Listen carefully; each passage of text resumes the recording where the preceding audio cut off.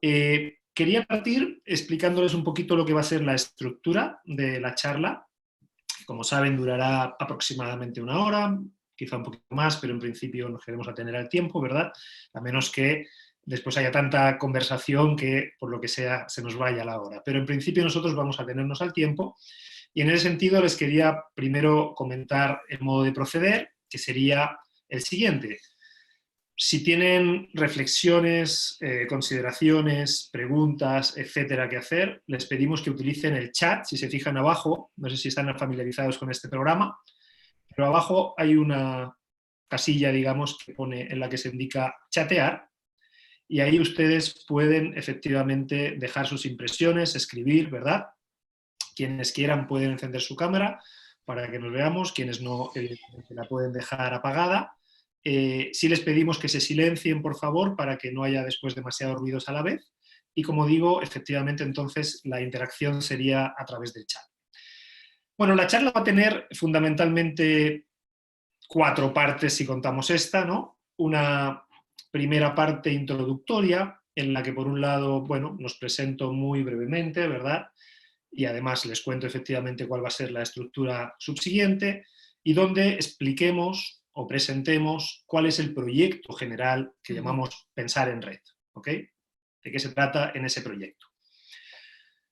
A continuación, lo que haremos será una primera reflexión ya acerca de esta situación tan particular que estamos viviendo, la situación a la que le podemos poner el nombre crisis del coronavirus, ¿verdad? Y me gustaría, en ese caso yo mismo, plantearles pensar el coronavirus como un acontecimiento histórico, ¿de acuerdo? Eso verán que tiene sus distintas aristas y a partir de ahí entonces lo que haremos será pensar el otro punto del título de esta charla, a saber, la transformación digital. Ahí Catalina les hará una presentación de qué se entiende propiamente por transformación digital y de qué manera eso afecta a nuestras vidas en los más distintos ámbitos, ¿verdad? Para finalizar, entonces, lo que haremos será, en último momento, reflexionar juntos, nosotros dos, y ahí también ojalá con ustedes a través del chat, acerca de los retos, los desafíos que esta situación particular nos implica, ¿verdad? Y las posibilidades también, por tanto, que se abren. Entonces, parto con una mínima presentación nuestra. Catalina Guzmán es periodista de la Universidad Católica y magíster también en periodismo, comunicación intercultural, ¿verdad? Por la Universidad de Hamburgo, Alemania, y por la Universidad de Aarhus, en Dinamarca, y es académica de 2 universidades, la Universidad del Desarrollo y la Universidad Adolfo Ibáñez, se me acordaba del nombre, la Ibáñez, ¿no? La Adolfo Ibáñez, las 2 de aquí de Santiago de Chile, ¿verdad? Aunque la Adolfo Ibáñez tiene una sede en Viña donde Catalina también da clases. Yo por mi parte soy Francisco de Lara, soy profesor de la Universidad Católica, doctor en filosofía, mi formación es filosófica, ¿verdad? Y soy además jefe del programa de doctorado en filosofía de la Universidad Católica. Lo que intentamos nosotros es hacer una conjunción entre filosofía y actualidad, de manera que intentamos dar herramientas para pensar la actualidad desde categorías que nos iluminen más allá de los enfoques más estrechos que a menudo suelen darse, o más diversos, o más múltiples, o más confusos. Así que, dicho esto, les vamos a compartir la pantalla para hacer una pequeña presentación, primero muy breve, en la que les presentaremos el proyecto Pensar en Red en general. Tal cual, entonces, como decía Francisco, Pensar en Red nace como un curso de educación continua que ofrecemos desde el Instituto de Filosofía por primera vez en enero, de este año, es decir, antes de la crisis del coronavirus o antes de que ésta golpeara a nuestro país, si bien ya tenía un antecedente, ya estaba ocurriendo, digamos, en China. Y en ese caso lo pensamos desde la importancia que justamente cobraba la esfera pública global, este espacio que ha abierto Internet y las redes sociales para la educación, para la formación ciudadana y por tanto también para la articulación política y la organización social justamente en esta sociedad red o en esta era digital. A partir de eso, entonces, ¿lo puedes hacer? Sí. A partir de eso, entonces, pensamos esta segunda edición del curso Pensar en Red un poco bastante más abierto, o de una manera más completa, como todos los proyectos se ha ido completando en el camino. Entonces, desde un inicio, Pensar en Red buscaba abordar cómo la Internet y las redes sociales se han convertido en este espacio de expresión moderna, en un espacio público, en una esfera de expresión de los ciudadanos, y que se constituye entonces como un intermediario entre la sociedad civil y el Estado, y por tanto toma importancia a nivel de lo político. Esto se pone de relieve o adquiere una dimensión muchísimo más trascendental en contexto de la crisis del coronavirus, y entonces lo que esta segunda edición del curso, que comienza en mayo, la próxima semana, el 5 de mayo, y que nos vamos a encontrar todos los martes en 7 sesiones entre el 5 de mayo y el 16 de junio, y es a lo que los estamos invitando, claramente a través de esta charla. Entonces, queremos comprender cómo esta crisis posibilita un nuevo protagonismo de las personas, es decir, del sujeto, en el proceso de transformación digital. Es decir, trasladar la mirada desde el aspecto técnico que le hemos dado en el contexto de la crisis, de la contingencia, al concepto de transformación digital, desde la adquisición de nuevas tecnologías, la migración a la red, para hablar de nuestra propia capacidad subjetiva e intersubjetiva de realmente configurarnos como sujetos en esta dimensión digital que nos ofrece la sociedad red. Algunos de los contenidos que los voy a nombrar, por favor no se pongan ansiosos, porque esto es solo para poder en el fondo hacerles ver la complejidad y la diversidad de temas que se tratan en el curso Pensar en Red, que vamos a tener entonces en los próximos meses. Es justamente la configuración o la reactualización del concepto de esfera pública, en el contexto global, en el contexto interconectado, y también qué pasa con la esfera privada en este mundo, que es algo que particularmente hoy día, al trabajar desde casa, al educar a nuestros hijos en casa, al mismo tiempo que trabajamos, etcétera, se está viendo transgredido el límite entre lo privado y lo público de una manera muy potente. Y también analizar entonces cómo se constituye este espacio público virtual de la red, y cómo pasa a conformar lo que llamaba Habermas la esfera pública, lo que los griegos configuraban en el ágora como el espacio de lo político, que Habermas describe en la sociedad burguesa a través del salón de té, y que hoy día podemos decir que sucede en Facebook, sucede en WhatsApp, sucede en las múltiples redes y plataformas digitales que usamos a diario. Desde ahí, cómo nos configuramos como ciudadanos digitales, ¿no es cierto?, ciudadanos del siglo XXI, y somos capaces como comunidad de conversar los valores sociales y las virtudes, lo que vamos a considerar como virtud en este nuevo contexto o en esta actualización del contexto. Y desde ahí entonces surgen formas de articularse que llamamos comunidad virtual que hoy en día quizá ha pasado a reemplazar lo que son nuestras comunidades de contacto físico o copresencial, como los equipos de trabajo en nuestro ámbito profesional, o las familias, que hoy en día entonces lo reemplazamos por videollamadas, y cómo eso también se configura desde una perspectiva más técnica o teórica, a través de conceptos de identidad de grupo, de reconocimiento del otro, y de la teoría de los 6 grados de Duncan Watts, que justamente habla, como decía uno de mis alumnos, de estas arañitas que se forman en la red o en Google, donde se formulan todas las conexiones y nos encontramos muchas veces interconectados. Cómo esto activa formas de generación de opinión pública que son nuevas, novedosas, que tienen ciertos riesgos, pero que también nos ofrecen oportunidades y nuevas posibilidades. Algo que hemos vivido profundamente, la desinformación también, por la migración de nuestra ruta informativa, nuestros hábitos de consumo de la información, digámoslo así, a través de las redes, que obviamente hoy día está transitado por el tema de las fake news.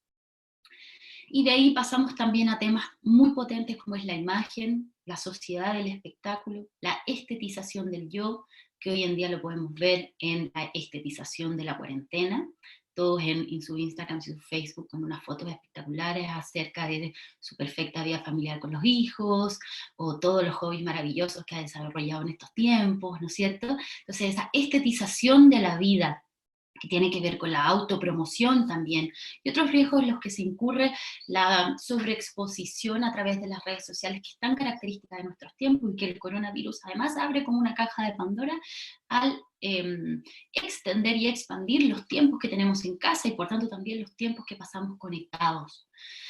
cómo eso posibilita o imposibilita la empatía y el altruismo en momentos de crisis como este, por ejemplo, y también cómo se abren formas de participación y de protesta, tanto en la red como fuera de la red, en este contexto. Esos son los temas, como ven, da para hablar ya toda la vida.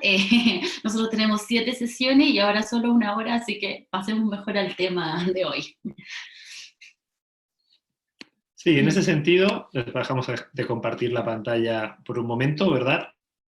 Para retomar un poco lo que sería el tema particularmente de hoy. Catalina les ha expuesto de manera necesariamente rápida cuáles serían algunos de los temas que trataremos en el curso Pensar en Red, que como ha dicho empieza el próximo martes. De hecho, en el chat les voy a dejar incluso, ya que estamos, ¿no?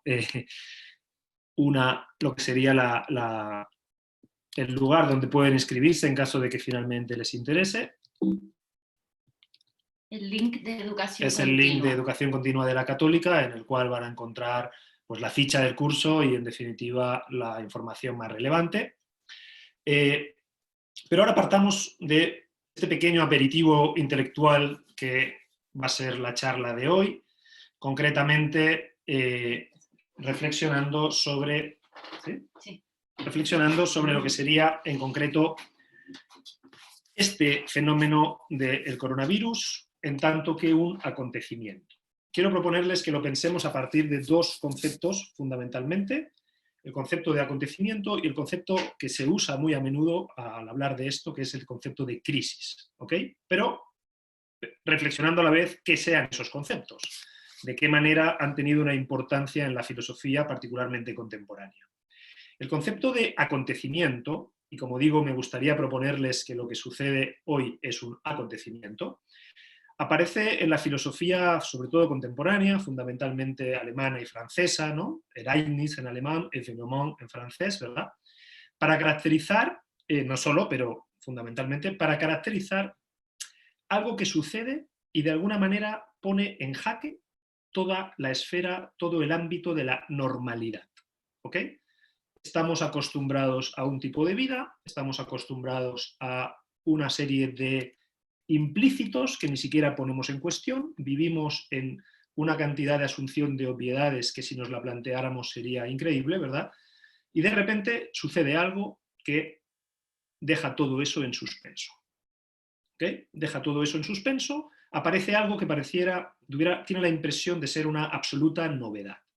Una novedad cualitativa, además, no una novedad cuantitativa, como cuando si antes había, por ejemplo, 2 medios de comunicación, de repente hay un tercero, pero no cambia nada cualitativamente. Sin embargo, en nuestra vida a veces las cosas no cambian solo cuantitativamente, sino que de alguna manera hay un cambio verdadero, hay un cambio cualitativo. En ese sentido, se habla de acontecimiento. Cuando sucede algo así, como por ejemplo esta situación tan particular, tan especial y para la mayoría de nosotros única, por tanto histórica, que estamos viviendo, ¿verdad?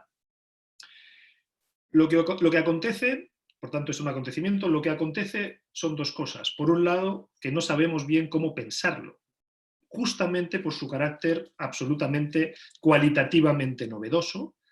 De hecho, tendemos a intentar negarle ese carácter y más bien a decir, bueno, esto ya pasó otras veces, esto tampoco es tan nuevo, ¿verdad? Pero el caso es que ha puesto en cuestión, y ese es el segundo aspecto, ha puesto en jaque completamente nuestra forma de vida hasta entonces. Nosotros éramos personas que nos levantábamos pensando, voy a generalizar, por favor, ¿no? Habría que ver muchas diferencias, pero generalizando, pensando en, bueno, ir a trabajar, ¿verdad?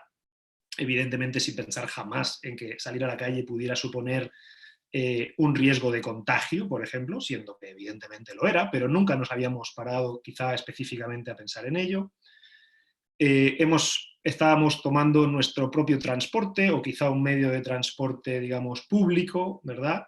Hacinados a menudo en vagones atestados de personas, según donde vivamos, normalmente viviendo a menudo la mayoría de la población en ciudades también ellas mismas llenas de gente, ¿verdad? Llenas de personas a las que no conocemos de nada y con las que, sin embargo, estamos en contacto incluso físico, especialmente en esos vagones del metro, por ejemplo, ¿verdad?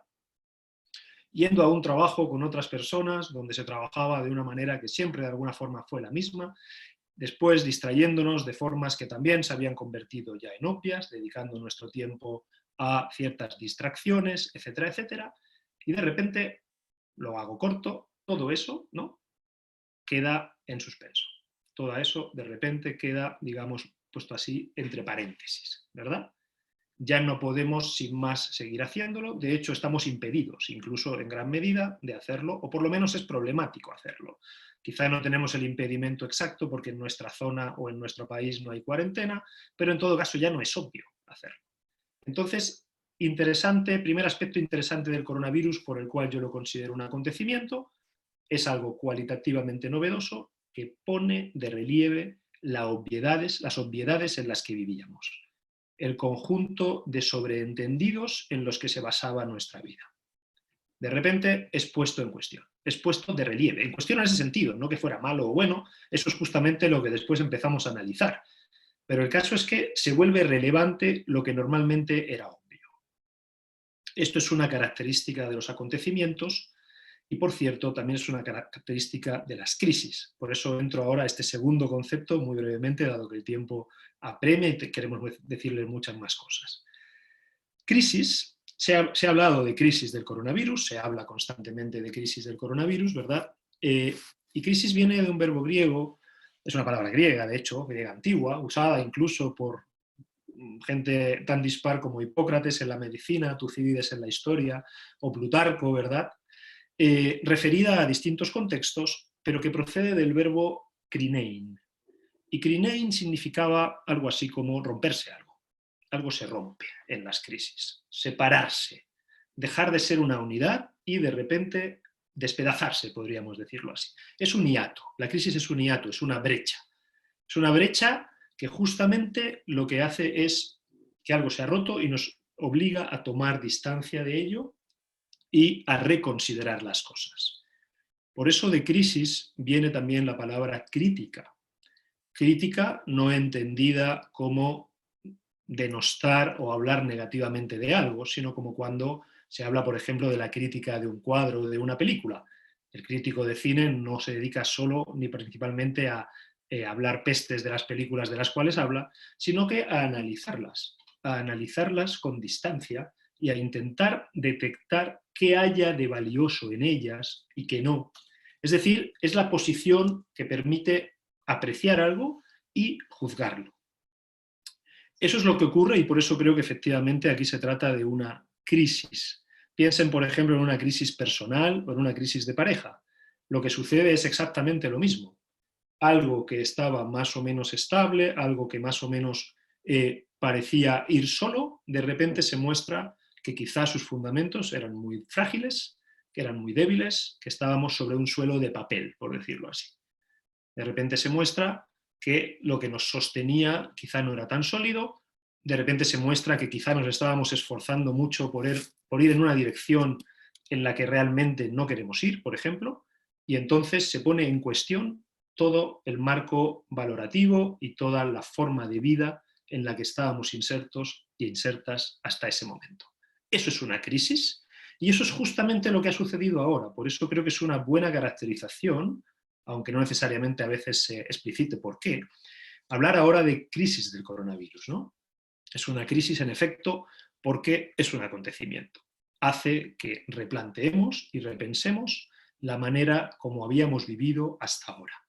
Creo que ese es el potencial reflexivo más importante y por eso pasan dos cosas aquí. La primera, que no podemos acudir a ningún especialista para que nos diga qué está pasando. Estamos acostumbrados a querer soluciones empaquetadas, soluciones casi que técnicas, donde se nos diga cómo son las cosas. Y aquí resulta que ni siquiera tenemos especialistas que sepan propiamente cómo funciona el virus. Ni siquiera a nivel del análisis concreto del virus podemos contar 100% con los especialistas. Están en ello, afortunadamente, ¿verdad? Pero además, menos todavía podemos contar con especialistas para que intenten dar alguna inteligibilidad a este fenómeno. Por eso, de nuevo, podemos acudir quizá a los filósofos, puesto que los filósofos y la filosofía en general aparecen en las crisis. tanto en la persona, cuando uno tiene una crisis, es que suele plantearse algo así como hacer filosofía, es decir, pensar propiamente cómo quiere vivir, ¿verdad? Como desde luego también epocalmente. Esto es una crisis epocal porque ha puesto de relieve, y eso quiere decir ha puesto en cuestión, ha dejado de ser obvio cómo vivimos, cómo habitamos, cómo tratamos desde la naturaleza a nuestros propios cuerpos, nuestras propias vivencias, a los demás, etcétera, ¿verdad? Eso me parece a mí lo más interesante de este fenómeno.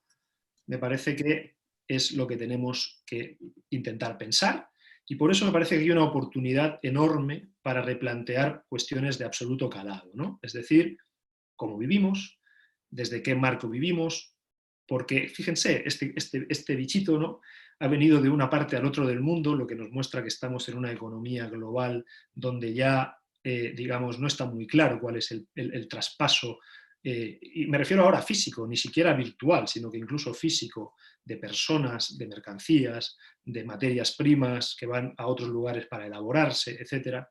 Tenemos un contexto que de repente se ha puesto en jaque. Solemos vivir muy preocupados por lo que vamos a poder tener de más, por los bienes materiales, etcétera, etcétera. De repente también. Solemos dar por hechas muchas cosas y de repente nos damos cuenta de que quizá podríamos quedarnos sin ellas. Y más fundamentalmente, como decía con el concepto de crisis en general, lo que vemos es la vulnerabilidad fundamental en la que estamos asentados. La vulnerabilidad que, sin embargo, no hay que dejar de decirlo, conoce también de diferencias. Es, sin duda, ataca de manera distinta según los contextos también socioeconómicos, etcétera, ¿no? Es decir, todo eso de repente se pone de manifiesto. Se pone de manifiesto, dicho una palabra, el mundo en el que vivíamos. El mundo en el que vivíamos de manera obvia y se da la oportunidad de pensarlo. Última reflexión. ¿Qué ocurre con los acontecimientos? Que al ser cualitativamente nuevos, decíamos, no tenemos conceptos claros para pensarlos, no tenemos especialistas que nos den la solución, sino que de alguna manera es una especie de opacidad que nos envuelve, porque por otra parte es un fenómeno que nos importa, es un fenómeno que vemos su dimensión global, efectivamente pone en cuestión el mundo en el que vivíamos, pero nos deja un poco en el interrogante, no nos da una inteligibilidad inmediata, ni mucho menos. Lo que nos da son preguntas. Y todos, de distintas maneras, queremos responder esas preguntas. El gobierno para saber cómo comportarse de manera que también sea lo mejor para los ciudadanos, o por lo menos para el propio partido que gobierna, depende del caso, ¿verdad? Los centros de pensamiento global para ver por dónde van a ser las tendencias, cuál va a ser el mundo que siga y por ende cómo podríamos de alguna manera también adelantarnos y obtener algún provecho, ¿verdad? Hay distintas, y en general las personas, porque queremos saber cómo va a ser esto después, cómo sigue la vida, cuál será esa nueva normalidad, un concepto muy interesante.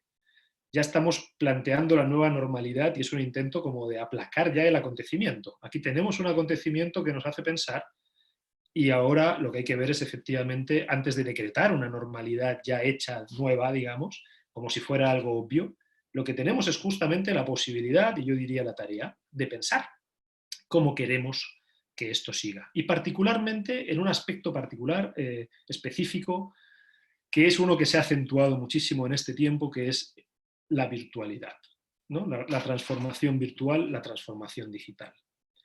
Cuando un fenómeno es nuevo y nos llama a pensar, lo que suele suceder es que de repente empezamos a llenarnos de discursos, desde los medios de comunicación, desde las tribunas, desde los púlpitos desde los cuales los políticos mismos hacen sus comentarios, ¿verdad? Tenemos una sobreabundancia discursiva. El vacío que deja el acontecimiento, esa opacidad que debe ser pensada, empieza a ser iluminada con muy pequeñas pero múltiples infinitas luces que a lo que dan lugar es a una sobreiluminación, como casi que yo que estoy aquí debajo de esta luz, ¿verdad? Una especie de sobreiluminación, ¿verdad?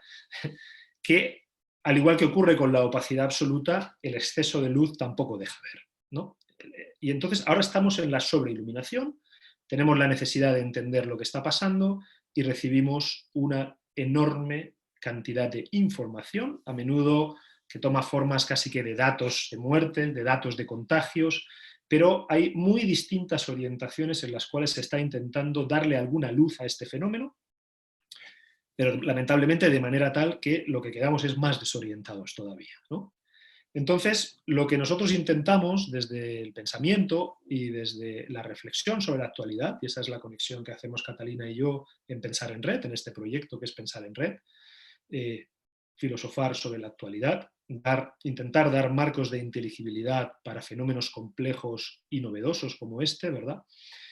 Lo que intentamos, digo, es ofrecer tampoco, no respuestas en el sentido, mire, lo que viene es esto, lo que viene es lo otro, pero sí por lo menos una cierta orientación en esa selva de discursos en la que estamos insertos y un intento, por tanto, de orientación reflexiva, que no de respuestas, pero sí de orientación para pensar los fenómenos. Y por tanto es una responsabilidad de todos nosotros y nosotras como ciudadanos y como seres humanos, ¿verdad?, llevar esa tarea a cabo.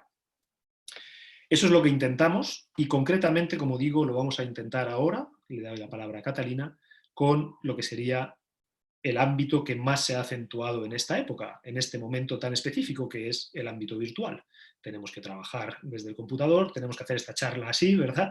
Tenemos que conversar con las personas que queremos también así, tenemos que dar las clases así, tenemos que hacer una gran parte de nuestra vida, también de nuestro ocio, a través de medios digitales. Entonces le doy la palabra a Catalina para que pasemos al segundo bloque ahora, que sería, ok, ¿cómo pensar lo virtual, cómo pensar la revolución digital? Vale, me integro así entonces. Sí. Para que intentemos entonces desglosar justamente el coronavirus como acontecimiento. Desde acá cobra relevancia verlo entonces desde la perspectiva periodística, que ha sido algo que para todos se ha vuelto muy presente en nuestras vidas, ¿no? Los más fanáticos, más o menos fanáticos, o los más afines a los medios, más o menos lectores, finalmente todos nos encontramos hiperconectados, atentos al desarrollo de la contingencia, cada día vigilando las nuevas cifras de muertes, de contagios, de recuperados, etc. Entonces, criterios del periodismo como la novedad, que justamente es algo que caracteriza al acontecimiento, cobran muchísima relevancia. Y este es nuestro acontecimiento. Coronavirus que ya ha infectado prácticamente 3 millones de personas, en más de 180 países del mundo, por tanto algo que tiende a ser homogeneizador desde la perspectiva de que es global y nos afecta a todos por igual, ¿no es cierto? Un tema que ya ha estado presente también. Y que una de las formas que nos afecta y justamente rompe estas rutinas y estos hábitos y la normalidad es a través del confinamiento, a través del aislamiento social, que nos lleva a hiperconectarnos y a comenzar a habitar la red realmente, o sea, que nuestro espacio de habitar se configure en Internet, en este mundo digital. Y de ahí viene la profundidad de la transformación digital. La transformación digital es entendida como el cambio asociado con la aplicación de tecnologías digitales en todos los aspectos de la sociedad humana. Se puede definir como la integración de las nuevas tecnologías en todas estas áreas entonces o ámbitos. Muchas veces nosotros relacionamos con la empresa, que han sido unos largados o los motores quizás de transformación digital, y donde lo que vamos a observar es la optimización de procesos, el objetivo tiende a ser mejorar la competitividad, ¿no es cierto?, ofrecer nuevo valor añadido al cliente, pero en este caso nos toca tratar la transformación digital desde la perspectiva de la comunidad, bueno, también de las empresas, y las empresas están haciendo, tienen ahí su propia lucha, digamos, y su carrera contra el tiempo. Pero lo que nosotros queremos abordar es justamente el concepto a nivel más holístico, los desafíos que esto ofrece para la comunidad, lo que pone de relieve en cuanto a la educación, la migración del aula a Zoom o a cualquier plataforma, ¿no es cierto? Y lo que eso nos está mostrando a la hora de los aprendizajes significativos, a la hora de lo que significa el rol, por ejemplo, del educador o del profesor. Eh, del asistente de párvulo, de la persona profesional a cargo de los niños y jóvenes, o adultos que están en procesos de aprendizaje. Entonces, hablamos de transformación digital como el efecto social total, global, de este proceso de digitalización, que va muchísimo más allá de la conversión y la adopción de nuevas tecnologías, de nuevas maquinarias, sino que tiene que ver con un cambio de mentalidad y justamente con romper ciertas barreras culturales, que ya son hábitos en las formas de funcionar y en nuestras estructuras organizacionales. Para ponerlo en muy breve y hacerlo explícito, la transformación digital se refiere a la tercera fase de la adopción de las tecnologías digitales. Nosotros generalmente nos concentramos en las primeras. Justamente la número 1 es la competencia digital, la adquisición de la habilidad, el aprender a programar, el poder contar con nuevas maquinarias a nivel de la industria, el poder capacitar a nuestros profesores para que sepan ocupar tecnologías de educación a distancia. Y luego tenemos la aplicación, la alfabetización digital, en el uso, cómo se va dando esta nueva cultura. Aquí parece súper importante, por ejemplo, poner de relieve la brecha que existe generacional en nuestras sociedades en cuanto a los nativos digitales, aquellos nacidos antes de los 90 y que por tanto, perdón, después de los 90 y que por tanto nacen en un entorno donde el iPad, el teléfono inteligente y toda clase de tecnologías están a su disposición. No, sabemos que eso no es la realidad para todos, pero para un grupo importante en el fondo. Y los migrantes digitales, que son personas que obviamente nacidas antes del 60 han debido adaptarse a cada una de estas transformaciones y por tanto ir adquiriendo estas competencias de uso. Generalmente llamamos alfabetización digital a este proceso que justamente aborda cómo nos volvemos alfabetos y podemos comunicarnos en esta sociedad red, en la sociedad que hoy en día se configura desde la articulación de estas capacidades de estas personas o sujetos que suponemos tienen las capacidades necesarias para enfrentarse a una realidad de transformación digital con una nueva mentalidad que empatice con este cambio.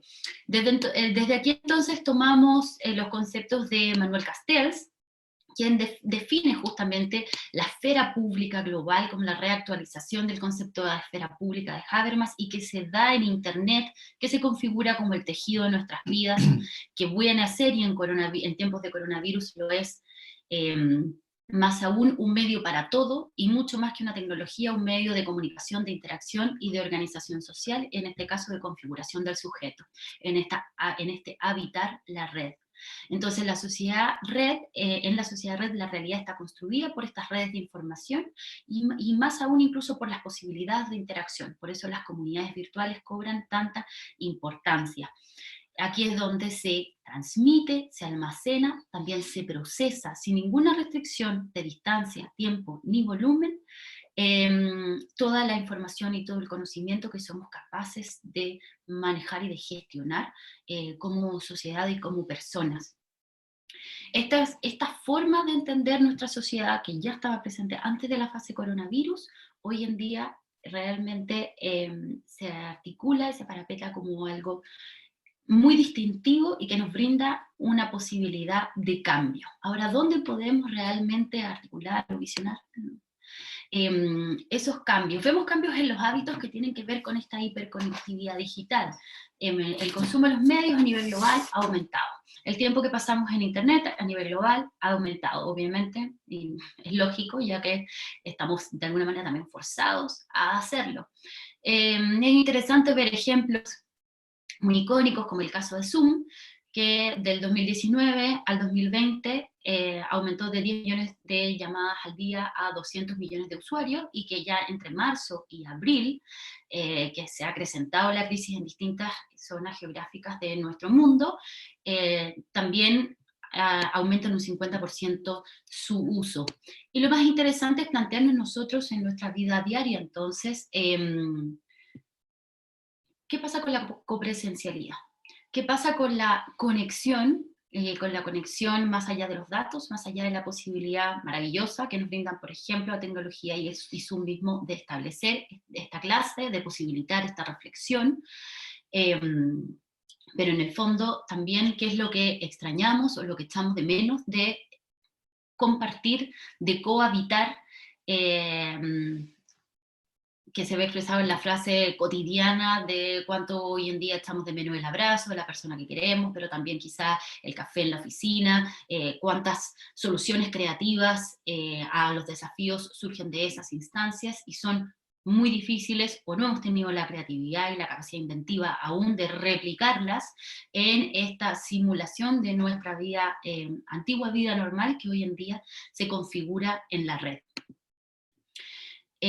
Lo mismo que mencionábamos antes, esta transgresión de la esfera privada con la esfera pública, cómo nos cuesta justamente la comunión en nuestra vida familiar, por ejemplo, nuestros espacios, nuestras rutinas, nuestros horarios, fuera de la oficina, la pieza como oficina, la cama como escritorio, o miles de las formas que el tener que educar a nuestros hijos a hacer tareas, trabajar, ser pareja, todo en un mismo espacio, en confinamiento, y al mismo tiempo tratando de traslucir cómo eso tiene un correlato en lo que llamamos el territorio digital, en lo que hoy se configura como territorio digital. Un territorio digital que está presente hace varios años ya, pero que hoy en día estamos transitando mucho más intensivamente.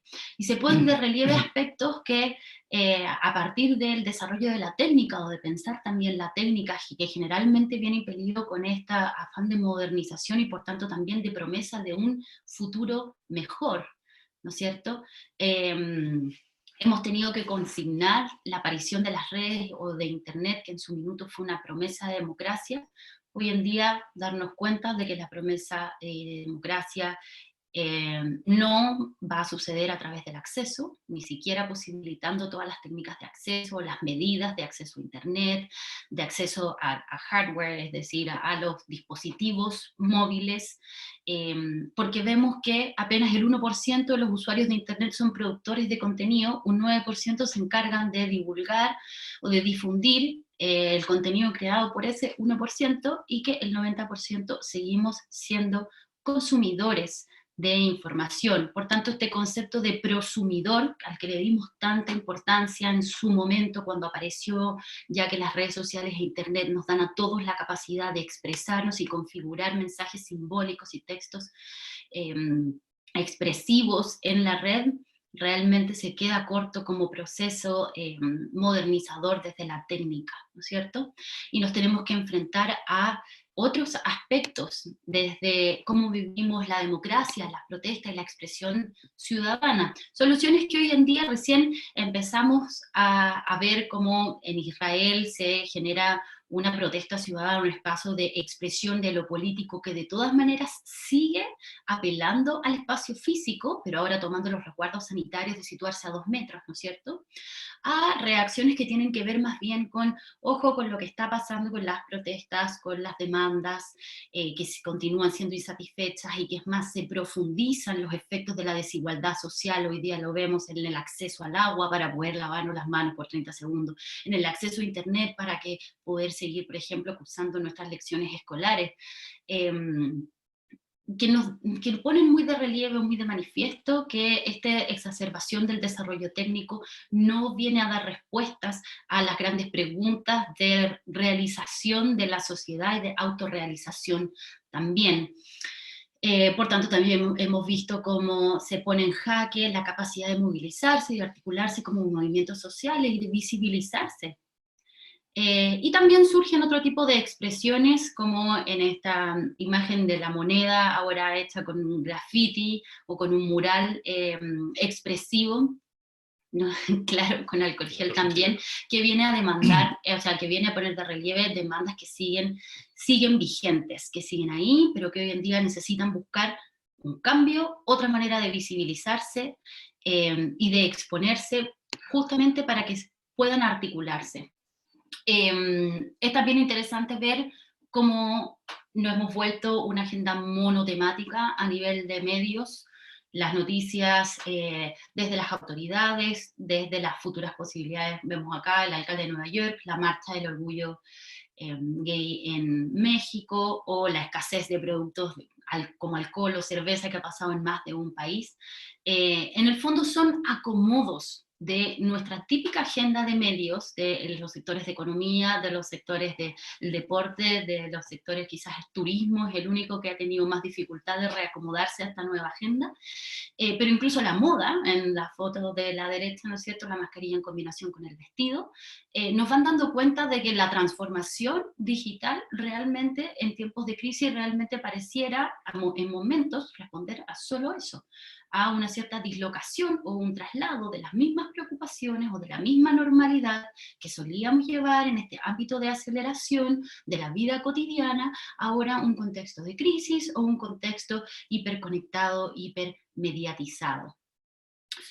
Es por lo mismo es por lo mismo que es interesante tener muy a la mano conceptos que quizá algunos de ustedes ya conozcan, como la infoxicación y la infodemia, que infoxicación existía antes de la crisis del coronavirus, y infodemia viene a hacerse conocido a raíz de la crisis. En la infoxicación lo que vivimos y todos hemos sentido alguna vez es esta sobresaturación de información por la constante sobreabundancia de datos, de eventos, muchas veces aislados, asincrónicos, faltos de contexto, faltos de una continuidad, de un seguimiento, y por tanto también faltos de reflexión y de profundidad de entendimiento, y que por tanto, más que ser un aporte a la ciudadanía, es decir, todos nosotros probablemente más que sacar algo limpio a partir de estar cada día pendiente de cómo han subido los muertos en Chile y en el resto del mundo, eso nos ha inhabilitado diariamente para poder tomar decisiones más significativas en función de el acceso a conocimiento real, digamos, que nos pueda habilitar para ejercer esta transformación que estamos buscando en un contexto de hiperconectividad digital. Y la infodemia tiene que ver con la proliferación de el fenómeno que ya conocemos como fake news o noticias falsas o bulos, que ha proliferado en cuanto a los métodos de desinfección, hasta, no sé, tomar desinfectantes, por ejemplo, ¿no? Es decir, todos los malos consejos que se pueden viralizar a través de la red y que son falsos o incorrectos, y que una vez más que contribuir a una ciudadanía digital informada, lo que hacen justamente es prevenir tal opción. Último punto, el ocio. El tiempo es algo que realmente ha cobrado una nueva dimensión en esta crisis del coronavirus. El ocio también tiene su repliegue a lo digital. En muchos casos, por suerte voy a decir, hay personas que pueden abstenerse de vivir su ocio en las pantallas o a través de las tecnologías y de compartirlo también de esa manera. Pero también a partir de esta nueva normalidad que nos invita a estar siempre conectados, siempre frente a una pantalla, siempre con un dispositivo en las manos, lo que vemos es que proliferan entonces formas de ocio que no cambian en nada la mentalidad previa a la crisis. O sea, aquí no hay un discernimiento de una nueva posibilidad de ser, sino que hay una adaptación, de nuevo haciendo uso de la sobreexposición, y lo lamentable es que deja de lado una posibilidad de que el ocio integral, este ocio humanista, esa capacidad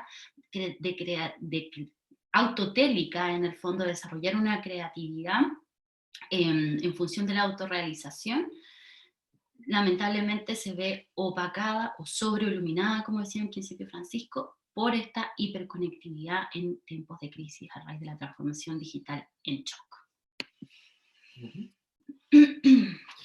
Bueno, una de las cosas que vemos en ese contexto, sin embargo, y a pesar de que efectivamente una de las tendencias que hay es mantenerse en una pseudonormalidad, ¿no? Es decir, como o bien no prestar atención a lo que está sucediendo, o bien solamente tener la atención morbosa efectivamente a lo que van dándonos pasivamente, sin ninguna reflexión acerca de qué ha pasado propiamente, en qué mundo habitamos, qué cosas se pueden ahora, se han puesto en cuestión, como he dicho antes, se han hecho visibles, ¿verdad? Hay unas reacciones que las ha mostrado muy bien Catalina, que tienen más que ver con mantenerlo todo más o menos igual, incluso las redes sociales, nuevas formas de autoestetización, etcétera, etcétera, ¿no? Es decir, como si nada hubiera cambiado, solo cambian los contenidos y ahora es el virus, el contenido con el que distraerse o el que consumir, ¿verdad? Y aquello de lo que preocuparse, pero del mismo modo, sin ningún cambio cualitativo que sea correlativo a lo que ha sucedido, que es cualitativamente distinto, efectivamente, y que ha puesto en cuestión nuestra habitual manera de vivir. No obstante, sí ha habido un desplazamiento, que a lo mejor está más invisibilizado de lo que debiera, pero hay un desplazamiento, y aquí lo queremos mostrar con este gráfico, ¿verdad? Si uno ve qué tipo de informaciones y qué tipo de interacciones telemáticas, ¿no?, virtuales tienen las personas, qué tipo de intereses, ¿verdad?, se reflejan en esas interacciones, vemos que en dos países que a su manera tienen bastantes diferencias, como son España y Alemania, ¿verdad? Esta es España y esta es Alemania por el mapita, ¿verdad? Ha ido bajando mucho el interés en aspectos que solían ser considerados muy importantes, ¿verdad? Viajar, sin duda alguna, es una especie casi de imperativo, ¿no? El que no viaja parece que no viva, ¿verdad? Siendo que el viaje en su momento fue un sinónimo de la formación, ¿no? El viaje como un fenómeno particularmente formativo, donde uno efectivamente se pone en cuestión lo que suele ser, es decir, como una crisis, como un acontecimiento, ¿no? El viaje sirve para encontrarse a sí mismo. El viaje ha sido convertido en una maquinaria de productos y de vivencias hechas a medida, ¿no? Casi que Consumo de experiencia. fordista, ¿no?, digamos, como todo por igual. Ya no digamos los deportes, que a su vez tienen una dimensión fundamental e importante en la vida humana, pero que también se convierte en una especie de espectáculo y de distracción, ¿no? ¿Para qué hablar de las relaciones humanas, verdad? Que al cual ya se le dice esto, dating ya ni siquiera es amor, ¿no? Por supuesto, eso es muy cursi, Citas. sino que son, bueno, más y más citas, ¿no? Es cantidad, ¿verdad? Y no otra cosa. Compras y automóviles, ¿no? Es decir, productos de consumo en un sentido amplio de la palabra, y sin embargo, cómo se ha vuelto más importante aspectos que seguramente lo eran mucho menos ahí, desde cuestiones de seguridad, ¿no? De seguridad en el sentido de seguros, la vida se siente amenazada. Por supuesto, hay mucho tiempo libre y por lo tanto también uno puede estar meramente distraído, pero desde luego se han buscado contenidos que puede ser desde la película más tonta del mundo hasta, qué sé yo, la alta cultura, ¿verdad? Se ha vuelto muy importante la salud, algo que siempre había sido así y que sin embargo estaba también invisibilizado. Por lo tanto, se pone en cuestión qué sistemas de salud debiéramos tener para que la salud efectivamente esté en el centro, ¿no?, de una preocupación. Eh, Redes sociales, las personas se siguen comunicando, sin duda, servicios públicos, ¿no? El Estado, de nuevo, parece que esperamos algo de él. Estábamos en un contexto donde el Estado parecía ser un actor casi que Secundario. irrelevante, secundario, incluso a veces molesto, un estorbo para la economía, incluso a veces, ¿no? Y de repente igual pensamos, el Estado parece que tendría que responder de alguna manera. Nunca más hemos estado tan atentos, ¿no?, a justamente lo que dicen los políticos, incluso cuando no estemos a lo mejor de acuerdo con sus tendencias, ahí dependerá de cada uno, pero esperamos algo de ellos, ¿verdad? Y las comunicaciones en general. Les ahorro pero es muy similar si se fijan, digamos, Sí. y evidentemente a veces están las compras, pero porque había que comprar comida, ¿no? Y efectivamente los supermercados estaban trabajando en línea y haciendo pedidos en línea a las personas y por eso también han subido. Vamos al tercer bloque entonces ya final. Brevemente para hacer algunas reflexiones y por favor siéntanse con toda la libertad también ustedes de Sí, este es el momento de activar preguntas o en comentarios el en el chat, chat que luego para que los vamos podamos a estar viendo, integrarlos. ¿vale? Pero la pregunta entonces es, ok, tomémonos la crisis de verdad como crisis. A menudo se dice de esto, ¿no?, incluso en la economía, de manera muy inteligente, las crisis muy a menudo son oportunidades, pero nosotros lo queremos plantear en ese sentido. Son oportunidades en muchas direcciones, sin duda también para repensar la economía, para pensar nuevos negocios, en muchas direcciones, pero también es la oportunidad de pensar efectivamente el mundo en el que vivimos y de pensar particularmente la esfera virtual a la que tanto tiempo y tantos datos y tanta atención le regalamos, digamos, ¿no? Mm. Con muy buenos motivos, ¿verdad? Pero no ser inocentes en ello, no pensar que cualquier novedad tecnológica es neutra, sino que una novedad tecnológica que implica un cambio de vida, por cierto, también cualitativo, ¿eh? El cambio al mundo virtual, a la cuarta revolución industrial, es fundamental. Es un cambio fundamental en nuestras formas de vida que afecta a todas las esferas porque se mete incluso en nuestros sentimientos, en nuestros afectos, se mete y nosotros los publicamos. Pues por eso el límite entre esfera pública y privada se ve claramente puesto en un jaque muy interesante también, ¿no? Entonces, ahí tenemos una oportunidad de pensar esto, digo, y por tanto, no solo de cambiar de sentido, sino de dar sentido, ¿no? De ver efectivamente entonces qué posibilidades abren innovaciones tecnológicas. La respuesta a este tipo de preguntas no puede ser a su vez técnica, lamentablemente. No tenemos una respuesta técnica de qué hacer con la técnica, de cómo vivir técnicamente. Por eso decía antes que tampoco es un especialista el que te lo va a decir.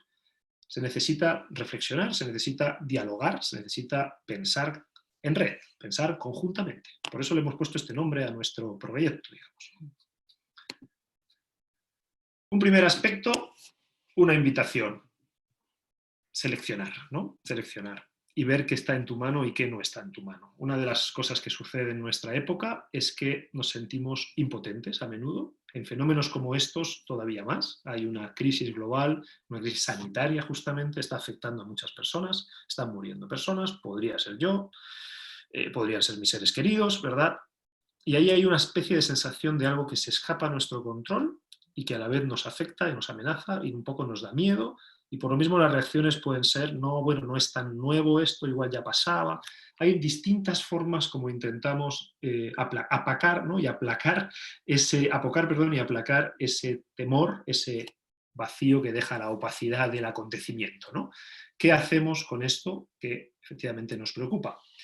Bueno, se podrían decir muchas cosas, pero por la brevedad del tiempo, y casi que la brevedad de la vida, que diría un estoico como Séneca, ¿verdad?, me voy a limitar a apuntar justamente a los estoicos como una corriente filosófica que nace en un momento muy similar, cuando ya las ciudades ya no son tan pequeñas como para que la gente pueda conocerse y conversar casi que cara a cara y cada uno mostrándose como quien es en sus palabras y en sus hechos, como pasaba en la polis griega, sino que ya es un mundo globalizado, ¿verdad?, el mundo helenístico, donde la acción de cada cual parece ya no ser muy importante, no tener una relevancia real para el cambio de los acontecimientos. Y ahí es donde surge una filosofía que, entre muchas cosas, tiene un componente ético muy importante. Me consta que es algo muy seguido también en ámbitos también empresariales, ¿verdad?, que es el estoicismo. El estoicismo, más allá de la connotación que tiene la palabra, como de meramente aceptar las cosas, digamos, claramente no era eso. El estoicismo, lo que diría, puestos en palabras de alguien que tuvo algo de poder, como el emperador Marco Aurelio, ¿verdad?, dice, dame el valor para cambiar las cosas que puedo cambiar, las que están en mi mano, ¿verdad?, la serenidad para aceptar las que no puedo cambiar y la sabiduría para distinguir entre las dos. Para el estoicismo es clave saber distinguir entre lo que depende de mí y lo que no depende de mí.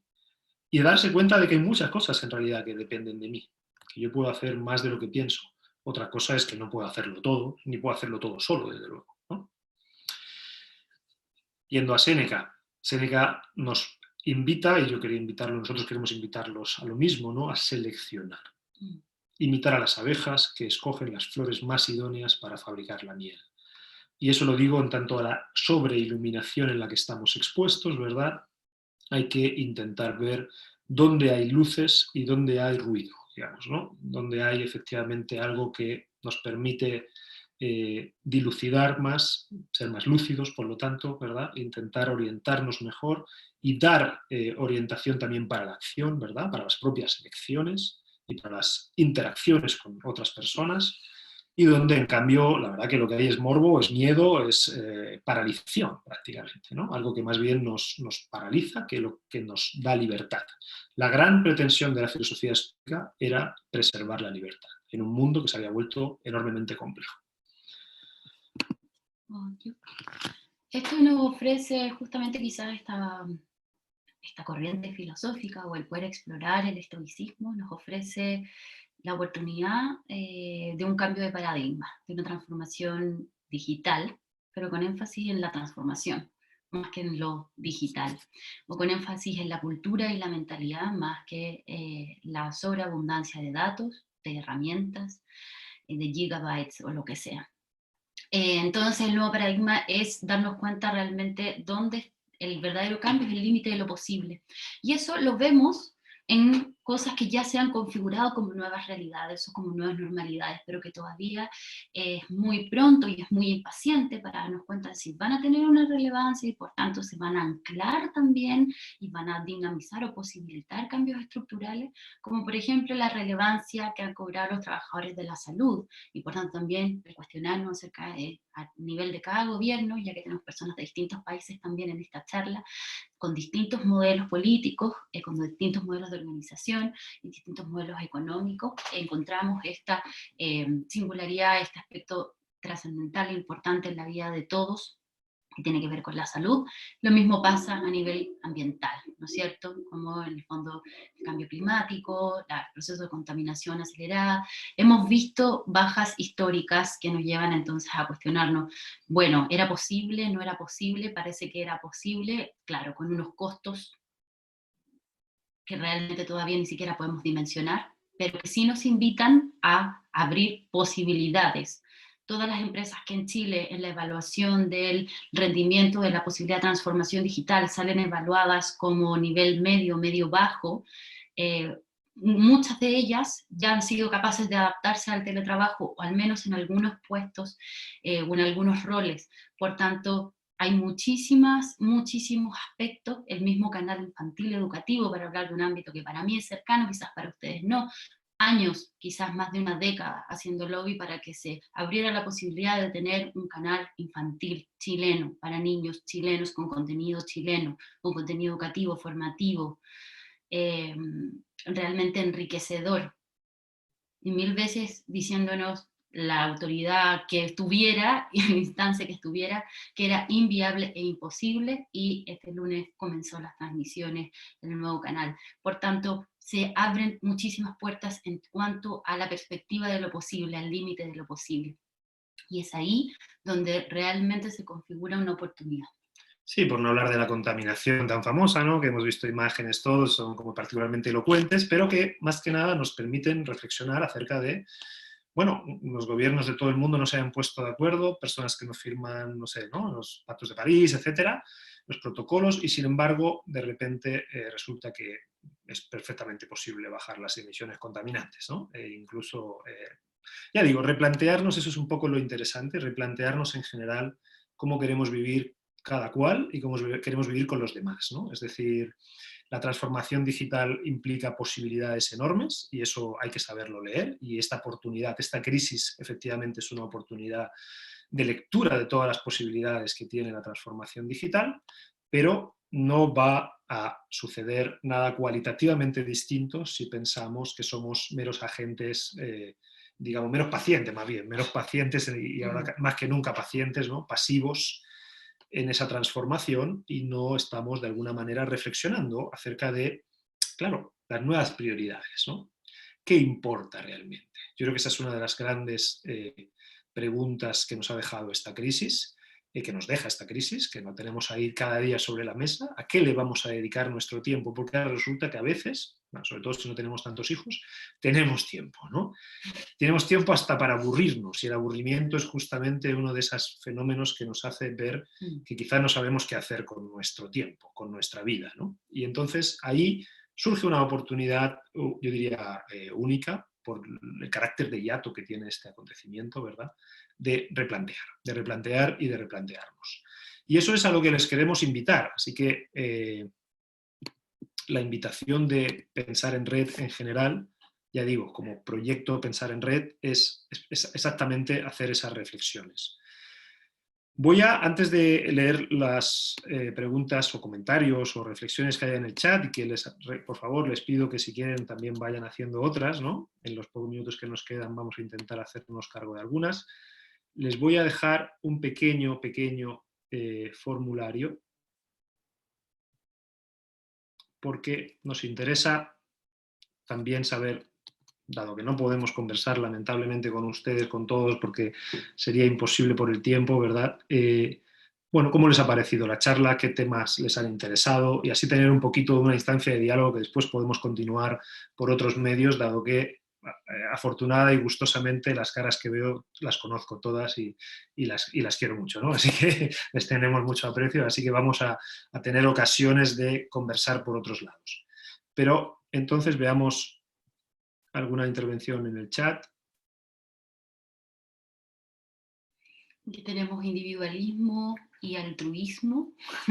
¿Qué creen que pasará con el miedo al otro? ¿Cómo sobrellevar ese miedo que indudablemente aparece con más ahínco? ¿Existirá más individualismo o al caso seremos más altruistas? Nos faltó hacer quizá una observación al inicio, que han surgido muchísimas charlas, sesiones, cursos o expertos que también, hablando de la sobreabundancia y el recurrir a los especialistas en la prensa o en los medios en general, han tratado de adelantarse, y bueno, ¿cómo será la economía post-coronavirus? ¿Cómo será la educación post-coronavirus? ¿Cómo será todo post-coronavirus? Y nosotros queremos decirles que lamentablemente no tenemos ninguna conclusión acerca de cómo será el mundo ni cómo serán las personas después del coronavirus. Así que en ese sentido no podemos ofrecerles predicciones. Creemos que justamente la posibilidad de transformación, que no viene como respuesta técnica o desde la tecnificación, no se va a basar en la predicción, y que justamente es a eso lo que tenemos que tratar de separarnos de, o sea, no caer en el riesgo de, en la tentación de intentar predecir lo que va a suceder al final de, porque, bueno, porque ahí no está, digamos, lo más importante, sino que justamente en la capacidad hoy de poner los elementos en perspectiva, seleccionar y quizás cuestionarnos cómo esperaríamos nosotros poder transformarnos a nivel personal, también a nivel de comunidades y por tanto en todas las otras perspectivas de la vida humana. Eso es lo que yo podría decir. Sí, hay muchas cuestiones, la verdad que todas muy interesantes. Me alegra que además las pongan para todos, porque creo que es interesante en general, ¿no? Algunas están en privado, pero casi todas están públicamente. A ver, hay aspectos, aquí hay una en privado que la voy a decir justamente porque no está en público, ¿no? Que dice, claro, efectivamente la transformación digital tiene un soporte técnico que es material. Depende de eso, obvio. Es decir, eso es lo interesante de la vida virtual, que a pesar de que se presente como una esfera independiente, sigue dependiendo por de pronto de que haya electricidad, ¿no? Sin ir más lejos, ¿no? Por no decir de materiales, minerales incluso, que están en la base de la creación de los aparatos tecnológicos. Entonces, sin duda alguna, también sucede que puede haber zonas donde derechamente no haya conectividad, ¿no? Entonces, también en la transformación digital, y particularmente en este momento de crisis, lo que sucede es que se vuelve a poner de relieve también las diferencias, una vez más, las diferencias. Y por eso nosotros, también la reflexión es, cuidado, el problema no se resuelve solamente llevando la conectividad a todas partes, ni siquiera dándole un computador a cada ciudadano. Con eso, sin duda, es un paso importante y nosotros lo celebramos, pero la cuestión es, ok, ¿qué hacemos con ello? ¿No? Es decir, ¿cómo generamos una democracia virtual? ¿Cómo generamos unos ámbitos de debate inteligente, no intelectual, pero inteligente, y por lo tanto un debate acerca de las prioridades, de los valores, de qué creemos que debería guiar el mundo y qué otras cosas no? Porque como decíamos antes, la pura aplicación de medios técnicos no va a ser, sin más, una verdadera solución, sino que va a ser algo que puede ir en una dirección o en otra. Y puede ir, desde luego, en la dirección de un mayor control de los ciudadanos, como hemos visto ya aplicado en algunos casos, como puede ir en la dirección opuesta de una mayor interacción entre ciudadanos, que por tanto ponga en la agenda los aspectos que sean verdaderamente prioritarios y con la necesidad de que sean escuchados. Ya vemos que los políticos, si no hay gente en la calle, parece que escuchan en general menos. Todavía están acostumbrados a los cuerpos, como cuerpo político, como cuerpo de manifestación, ¿no? Pero ha habido también una transformación ahí. Quería tomar la última, dice el coronavirus nos saca de la posmodernidad o nos afianza en el consumo de lo banal, especialmente de los contenidos online que buscan cosificar a todos los sujetos. Es por eso que quise poner algunas imágenes, quisimos compartir algunas imágenes que son muy gráficas acerca de lo que también pasa cuando muchas personas tienen acceso a internet, tienen acceso a redes sociales, a dispositivos móviles que pueden sacar buenas fotografías, y entonces vemos imágenes como las que mostrábamos antes, no sé, con el papel confort, etcétera. O sea, efectivamente hay una tendencia también a eso, es justamente esta nueva normalidad que de novedad en el fondo no tiene nada, porque es justamente una continuación de la misma banalización que se ha dado a través de redes sociales y en muchos otros ámbitos y plataformas. Por tanto, para unirlo con la pregunta anterior, de si esto nos va a conducir a mayor individualismo, mayor altruismo, la verdad que obviamente no hay ninguna maquinaria que nos pueda predecir que con más acceso o con mayor tiempo para dedicar a Internet o con mayor conocimiento acerca de las posibilidades online que tenemos, que es algo que también todos hemos estado trabajando, eso nos vaya a conducir o a mayor individualismo o a mayor altruismo.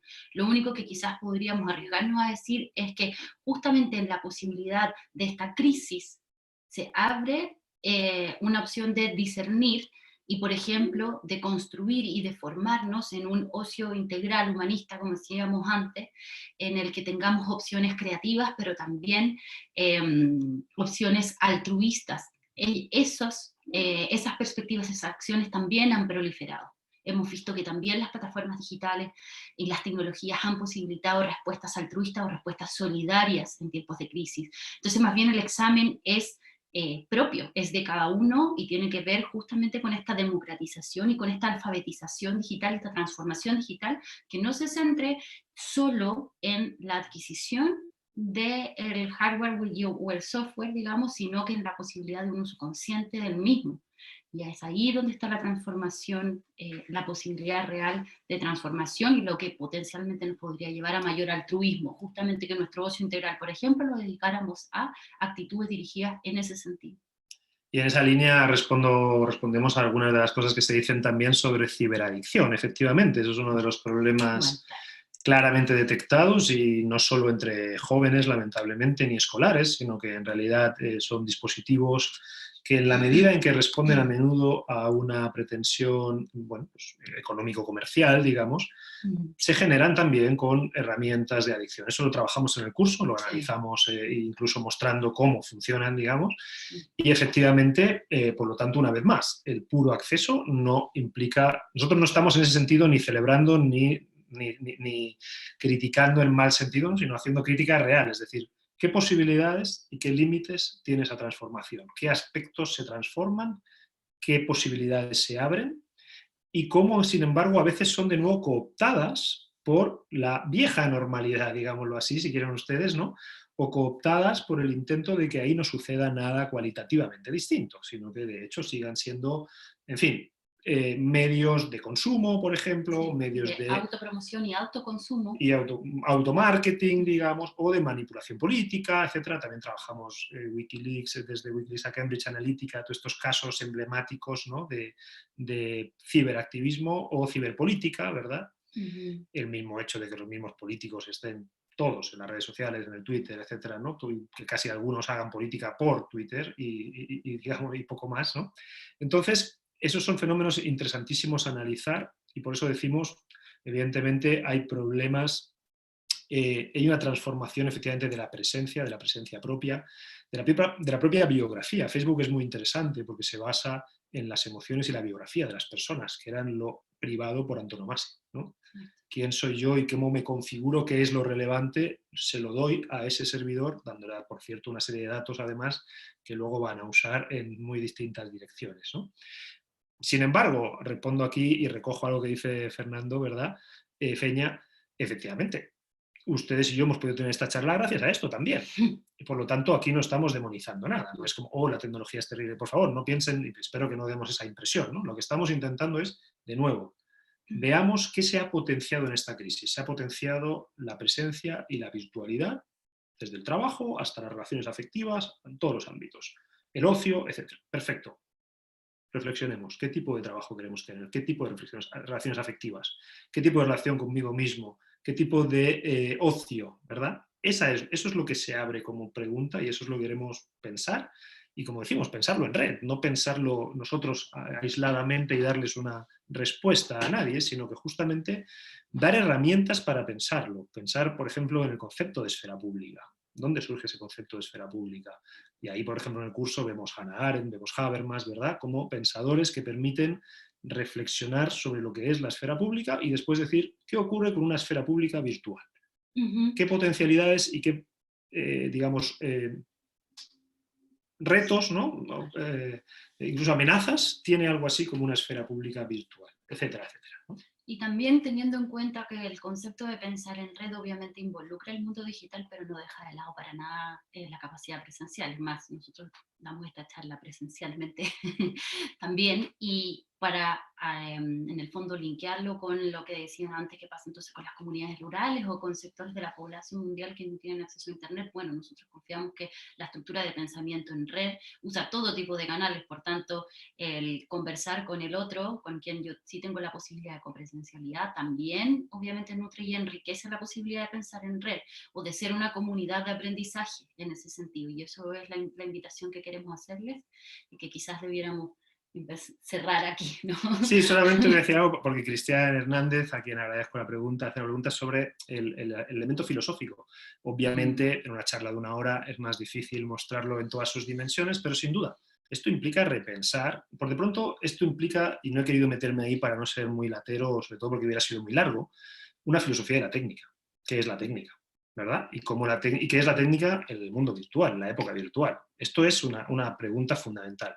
Y eso quiere decir posthumanismo, que somos los seres humanos tecnificados, ¿verdad? Y eso quiere decir una relación distinta con la realidad, etcétera, etcétera. O sea, realmente preguntas filosóficas, si algo hay, son preguntas filosóficas para empezar este fenómeno.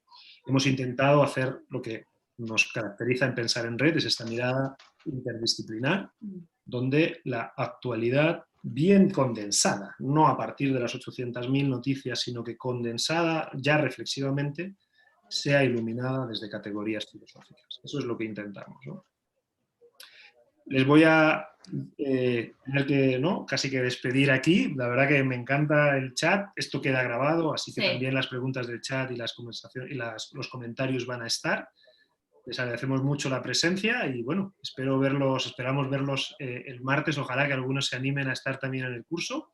Y si no, a ponerse en contacto con nosotros. Les vamos a dejar aquí los mails en el chat, para que podamos generar otras instancias y realmente podamos compartir e interactuar en esta comunidad de aprendizaje interdisciplinaria, abierta, que ojalá sea lo más diversa posible también. Y en ese sentido, lo único que esperamos compartir con todos ustedes es la posibilidad de las ganas y la voluntad de querer explorar en esta posibilidad de transformación que abre la contingencia. Pues eso, aquí les dejé los mails, y le damos un momento por si lo quieren copiar o apuntar. Y bueno, si no estuviéramos en contacto por otro medio, que con algunos de ustedes estamos en contacto por otros medios incluso más directos, por lo menos ahí está ese para que podamos ponernos en contacto, ya sea para este curso, ya sea para otras instancias. Seguro vendrán muchos más pensar en red y muchas más ediciones, eso es lo que esperamos al menos. Así que un placer haberlos tenido y buenas noches. Buenas noches, tardes, depende de dónde estén. Si están en España, gracias porque se han tenido que quedar hasta tarde. Sí. y en Alemania también, Edna. Muchas gracias. Hasta luego. Chao, que estén bien. Chao, chao. Muy bien.